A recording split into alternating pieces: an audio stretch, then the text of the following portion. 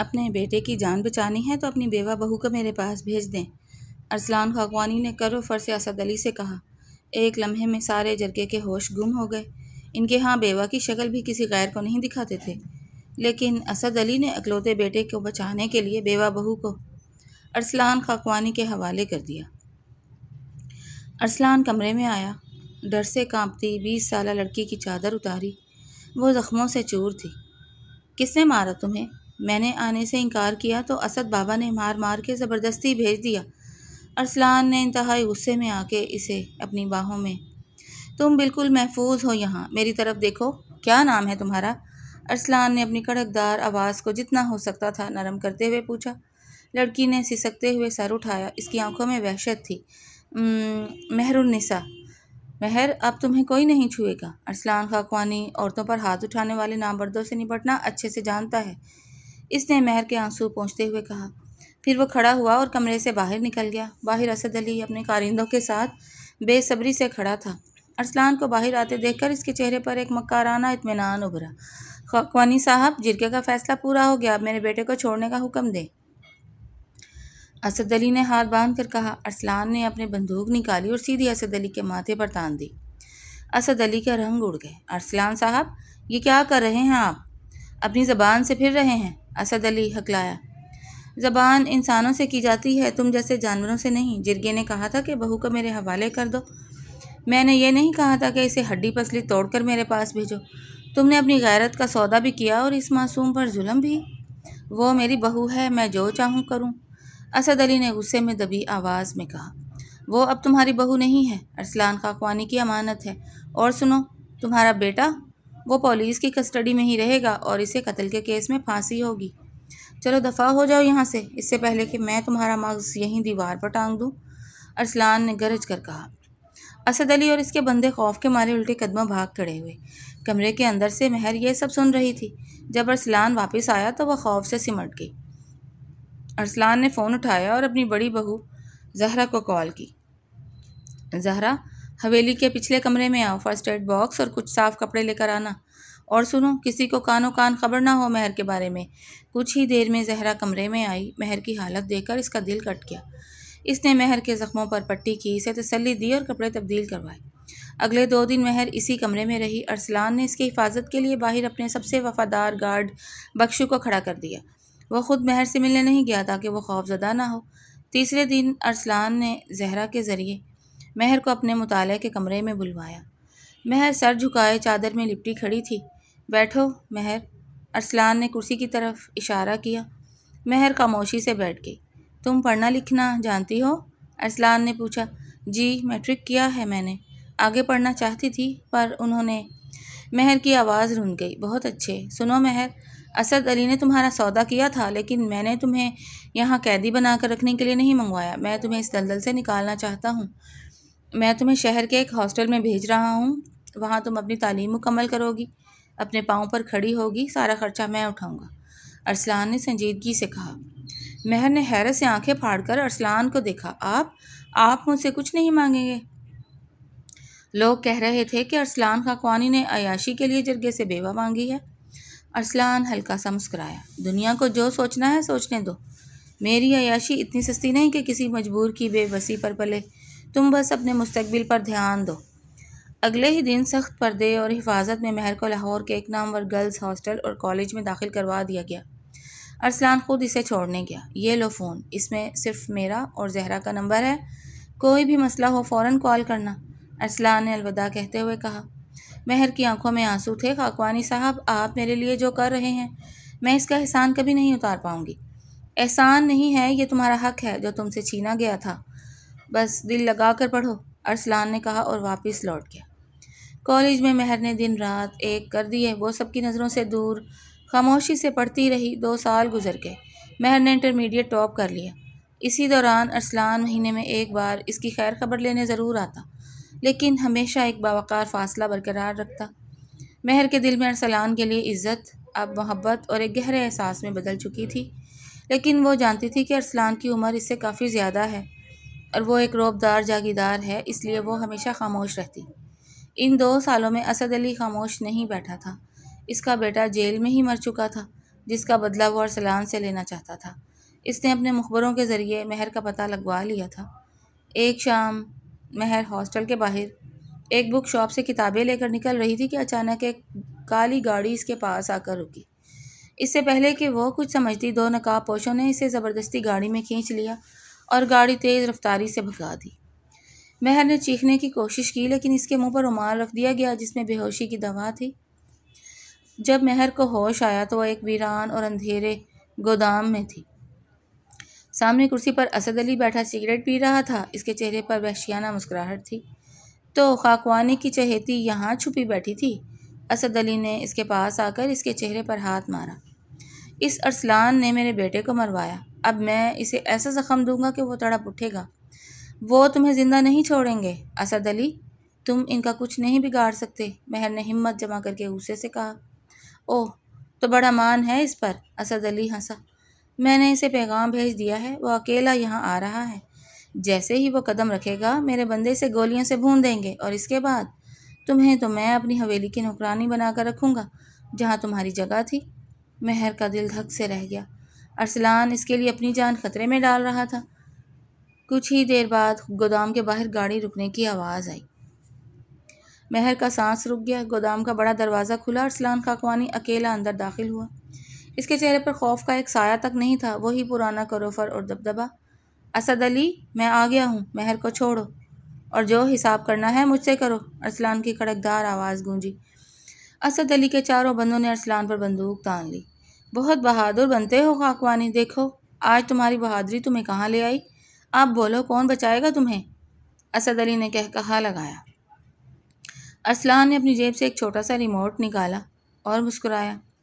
میں کبھی بغیر تیاری کے شکار پر نہیں نکلتا اسد علی۔ اس گودام کے چاروں طرف میرے بندوں نے بارود لگا دیا ہے۔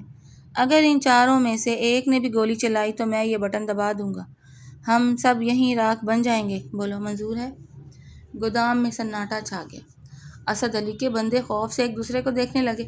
ارسلان کا یہ دو بالکل غیر متوقع تھا۔ تم جھوٹ بول رہے ہو، اسد علی چلایا، لیکن اس کی آواز میں کپکپاہٹ تھی۔ اچانک گودام کے پچھلے حصے سے ایک زوردار دھماکہ ہوا جس سے دیوار کا ایک حصہ گر گیا اور دھواں پھیل گیا۔ سب کی توجہ اس طرف گئی۔ مہر نے دیکھا کہ ارسلان نے پھرتی سے اپنی گن نکالی، لیکن اسی لمحے اسد علی کے ایک بندے نے ارسلان پر نشانہ باندھ لیا۔ مہر نے اپنی پوری طاقت سے چیخ کر کہا، خاکوانی صاحب ہٹیں، اور پھر ایک گولی چلنے کی آواز آئی۔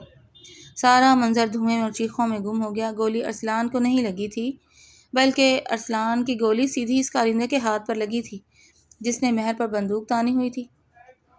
وہ درد سے چلاتا ہوا نیچے گرا۔ اسی لمحے دھماکے والے راستے سے ارسلان کے مسلح بندے گودام کے اندر داخل ہو گئے۔ انہوں نے سیکنڈوں میں اسد علی کے باقی بندوں کو دبوچ لیا اور ان کے ہتھیار چھین لیے۔ اسد علی نے بھاگنے کی کوشش کی لیکن بخشو نے اسے گردن سے پکڑ کر زمین پر گرا دیا۔ ارسلان تیزی سے مہر کی طرف بڑھا۔ اس نے مہر کی رسیاں کھولیں۔ تم ٹھیک ہو مہر؟ مہر نے کانپتے ہوئے سر ہلایا۔ اس کی آنکھیں ابھی بھی خوف میں تھیں۔ جی میں ٹھیک ہوں، مجھے لگا آج جب تک میں زندہ ہوں تمہیں کچھ نہیں ہوگا۔ ارسلان نے اس کا حوصلہ بڑھایا۔ پھر وہ اسد علی کی طرف موڑا جو زمین پر پڑا رحم کی بھیک مانگ رہا تھا۔ خاکوانی صاحب مجھے معاف کر دیں، مجھ سے غلطی ہو گئی، اسد علی گڑ گڑایا۔ تمہیں کیا لگا تھا اسد علی کہ تم لاہور میں میری امانت کو ہاتھ لگاؤ گے اور میں خاموش رہوں گا؟ ارسلان نے سرد لہجے میں کہا۔ بخشو، اسے اور اس کے بندوں کو پولیس کے حوالے کرو اور انسپکٹر سے کہنا اس بار یہ بندہ جیل سے باہر نہ آئے، اس پر اغوا اور اقدام قتل کا کیس بنے گا۔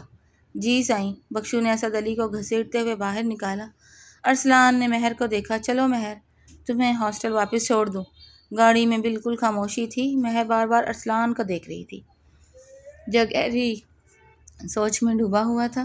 خاکوانی صاحب، مہر نے آخرکار خاموشی توڑی۔ جی، ارسلان نے بغیر دیکھے جواب دیا۔ آپ نے اپنی جان خطرے میں کیوں ڈالی؟ میں تو بس ایک… تم کوئی عام لڑکی نہیں ہو مہر، تم میری ذمہ داری ہو اور اب تم میری عزت ہو۔ ارسلان نے گاڑی چلاتے ہوئے سنجیدگی سے کہا۔ اسد علی تو جیل چلا گیا لیکن اس کے خاندان والے اور جرگے کے لوگ اب بھی تمہارے پیچھے پڑ سکتے ہیں۔ وہ تمہیں جینے نہیں دیں گے۔ تو پھر میں کیا کروں؟ میں کہاں جاؤں؟ مہر کی آنکھوں میں دوبارہ آنسو آ گئے۔ ارسلان نے گاڑی سڑک کے کنارے روکی۔ اس نے مہر کی طرف دیکھا۔ ایک راستہ ہے مہر، اگر تم چاہو تو۔ کون سا راستہ؟ مجھ سے نکاح کر لو۔ جب تم ارسلان خاقوانی کی بیوی بن جاؤ گی تو پورے پاکستان میں کسی کی جرأت نہیں ہوگی کہ تمہاری طرف آنکھ اٹھا کر بھی دیکھے۔ ارسلان نے بغیر کسی ہچکچاہٹ کے کہا۔ مہر ششدر رہ گئی۔ اس نے کبھی خواب میں بھی نہیں سوچا تھا کہ ارسلان اسے یہ پیشکش کرے گا۔ لیکن خاقوانی صاحب، آپ کی عمر، آپ کا مرتبہ اور میں تو ایک بیوہ ہوں جس کا سودا ہوا تھا۔ مرتبہ دنیا کے لیے ہوتا ہے مہر، میرے لیے نہیں۔ اور رہی بات عمر کی، تو میں تمہیں ایک محافظ کی حیثیت سے یہ انعام دے رہا ہوں، اگر تمہیں قبول ہو تو، ارسلان نے کہا۔ مہر نے کچھ دیر سوچا، پھر آہستہ سے سر ہلا دیا۔ مجھے منظور ہے۔ اگلے ہی دن لاہور کی ایک چھوٹی سی مسجد میں سادگی سے دونوں کا نکاح ہو گیا۔ زہرا اور بخشو اس نکاح کے گواہ تھے۔ نکاح کے بعد ارسلان مہر کو واپس حویلی لے آیا۔ حویلی کے ملازمین اور ارسلان کے رشتہ دار مہر کو دیکھ کر حیران رہ گئے، لیکن ارسلان کے خوف سے کسی نے کچھ کہنے کی جرأت نہیں کی۔ نکاح کے تیسرے دن حویلی کے دروازے پر ایک بڑی سرکاری گاڑی آ کر رکی۔ گاڑی سے ایک نوجوان افسر اترا جس نے پولیس کی وردی پہن رکھی تھی۔ وہ کوئی اور نہیں بلکہ اسد علی کا بڑا بیٹا شہباز علی تھا، جو پچھلے کئی سالوں سے اسلام آباد میں پڑھ رہا تھا اور اب بڑا پولیس افسر بن کر لوٹا تھا۔ ارسلان نے اسے ڈرائنگ روم میں بٹھایا۔ ہاں بھائی افسر صاحب، کیسے آنا ہوا؟ اپنے باپ کا بدلہ لینے آئے ہو؟ شہباز نے اپنی کیپ میز پر رکھی اور سنجیدگی سے کہا۔ خاقوانی صاحب، میں یہاں اپنے باپ کا بدلہ لینے نہیں بلکہ قانون نافذ کرنے آیا ہوں۔ مجھے پتہ چلا ہے کہ آپ نے مہر النساء سے زبردستی نکاح کیا ہے اور اسے یہاں قید کر رکھا ہے۔ ارسلان نے قہقہہ لگایا۔ زبردستی؟ تم اپنے باپ سے جا کر کیوں نہیں پوچھتے کہ اس نے مہر کے ساتھ کیا کیا تھا؟ میرے باپ نے جو کیا وہ قانون کے مطابق غلط تھا اور وہ جیل میں ہے، لیکن مہر کے چچا نے میرے پاس FIR درج کروائی ہے کہ آپ نے مہر کا اغوا کر کے زبردستی نکاح کیا ہے۔ شہباز نے فائل سامنے رکھتے ہوئے کہا۔ اسی لمحے مہر ڈرائنگ روم میں داخل ہوئی۔ اس نے شہباز کو دیکھا اور پھر ارسلان کے پاس آ کر کھڑی ہو گئی۔ انسپکٹر صاحب، یہ جھوٹ ہے، مہر نے بلند آواز میں کہا۔ خاقوانی صاحب نے مجھ سے زبردستی نہیں کی، میں اپنی مرضی سے ان کی بیوی بنی ہوں اور میں یہاں بہت خوش ہوں۔ شہباز نے مہر کو غور سے دیکھا۔ مہر بی بی، آپ کو ڈرنے کی ضرورت نہیں ہے، میں قانون کا بندہ ہوں۔ اگر آپ پر کوئی دباؤ ہے تو سچ بتائیں۔ کوئی دباؤ نہیں ہے، مہر نے صاف الفاظ میں کہا۔ شہباز نے ایک گہرا سانس لیا اور کھڑا ہو گیا۔ ٹھیک ہے، اگر آپ کا یہی بیان ہے تو میں کیس بند کر دوں گا، لیکن خاقوانی صاحب یاد رکھیے گا، اسد علی کا خاندان اتنی جلدی ہار نہیں مانے گا۔ میری ڈیوٹی اب اس علاقے میں ہے اور میں ہر چیز پر نظر رکھوں گا۔ یہ کہہ کر شہباز باہر نکل گیا۔ شہباز کے جانے کے بعد ارسلان نے مہر سے کہا، یہ لڑکا اپنے باپ جیسا نہیں ہے، لیکن اس کے ارادے خطرناک لگ رہے ہیں، ہمیں محتاط رہنا ہوگا۔ زندگی آہستہ آہستہ معمول پر آنے لگی۔ مہر نے حویلی میں رہ کر اپنی پڑھائی دوبارہ شروع کر دی اور ارسلان نے اس کے لیے ایک پرائیویٹ ٹیوٹر کا انتظام کر دیا۔ ارسلان کا رویہ مہر کے ساتھ بہت شفیق تھا۔ وہ اس کا ہر لحاظ سے خیال رکھتا تھا، جس کی وجہ سے مہر کے دل میں اس کے لیے محبت مزید گہری ہوتی جا رہی تھی۔ 4 مہینے گزر گئے۔ ایک دن ارسلان کسی کام سے شہر گیا ہوا تھا کہ حویلی کے فون پر ایک انجان نمبر سے کال آئی۔ مہر نے فون اٹھایا۔ ہیلو، مہر النساء بات کر رہی ہیں؟ دوسری طرف سے ایک شناسا مگر بھاری آواز آئی۔ جی، آپ کون؟ مہر نے پوچھا۔ میں شہباز بات کر رہا ہوں، اسد علی کا بیٹا۔ مہر بی بی، میں آپ کو ایک ضروری بات بتانا چاہتا ہوں۔ میرے پاس کچھ ایسے ثبوت آئے ہیں جن سے پتہ چلتا ہے کہ آپ کے پہلے شوہر کا قتل حادثہ نہیں تھا بلکہ وہ ایک سوچی سمجھی سازش تھی۔ شہباز نے انکشاف کیا۔ مہر کے ہاتھ سے فون چھوٹتے چھوٹتے بچا۔ کیا سازش؟ کس نے کیا تھا قتل؟ اس کے پیچھے کوئی اور نہیں بلکہ وہی شخص ہے جس پر آپ آج سب سے زیادہ بھروسہ کرتی ہیں، مہر بی بی، یعنی ارسلان خاقوانی۔ شہباز نے دوسری طرف سے بم پھوڑا۔ مہر کا دماغ سن ہو گیا۔ نہیں، یہ جھوٹ ہے، خاقوانی صاحب ایسا نہیں کر سکتے۔ تم اپنے باپ کا بدلہ لینے کے لیے مجھے جھوٹ بول رہے ہو، مہر چلائی۔ اگر آپ کو یقین نہیں آتا تو آج رات 12 بجے حویلی کے پیچھے والے پرانے گودام میں اکیلی آئیں۔ میں آپ کو وہ ڈائری اور ثبوت دکھاؤں گا جو آپ کے شوہر نے مرنے سے پہلے لکھی تھی، شہباز نے کہا اور فون کاٹ دیا۔ مہر کا سر چکرا رہا تھا۔ وہ کمرے میں دیوانہ وار چکر کاٹنے لگی۔ ایک طرف ارسلان تھا جس نے اسے نئی زندگی دی، عزت دی، پڑھایا، اور دوسری طرف یہ ہولناک الزام۔ کیا واقعی ارسلان نے اس کے پہلے شوہر کو راستے سے ہٹایا تھا تاکہ وہ مہر کو حاصل کر سکے؟ لیکن اس وقت تو ارسلان مہر کو جانتا بھی نہیں تھا۔ رات کے 12 بجنے والے تھے۔ حویلی میں سب سو چکے تھے۔ ارسلان بھی اپنے کمرے میں گہری نیند میں تھا۔ مہر نے کالی چادر اوڑھی اور دبے پاؤں حویلی کے پچھلے دروازے سے باہر نکل گئی۔ وہ تیز قدموں سے پرانے گودام کی طرف بڑھ رہی تھی جہاں اندھیرا تھا اور صرف ایک مدھم سی روشنی نظر آ رہی تھی۔ جیسے ہی وہ گودام کے اندر داخل ہوئی وہاں شہباز اکیلا کھڑا تھا۔ اس کے ہاتھ میں ایک پرانی فائل اور ایک ڈائری تھی۔ آ گئیں آپ؟ مجھے معلوم تھا آپ سچ جاننے ضرور آئیں گی، شہباز نے مہر کو دیکھ کر کہا۔ دکھاؤ مجھے، کیا ثبوت ہے تمہارے پاس؟ میں ایک منٹ بھی ارسلان صاحب کے خلاف کوئی جھوٹ نہیں سنوں گی، مہر نے غصے سے کہا۔ شہباز نے ڈائری کھولی اور ایک صفحہ مہر کے سامنے کر دیا۔ یہ پڑھیں۔ یہ آپ کے پہلے شوہر کے اپنے ہاتھ کی لکھی ہوئی تحریر ہے۔ مہر نے کانپتے ہاتھوں سے ڈائری پکڑی اور جیسے ہی اس نے پہلی لائن پڑھی اس کے پاؤں تلے سے زمین نکل گئی۔ ڈائری میں لکھا تھا کہ ارسلان خاقوانی اور اس کے شوہر کے درمیان زمین کا بڑا جھگڑا تھا اور ارسلان نے اسے جان سے مارنے کی دھمکی دی تھی۔ ابھی مہر وہ صفحہ پورا پڑھ بھی نہیں پائی تھی کہ اچانک گودام کا دروازہ ایک جھٹکے سے کھلا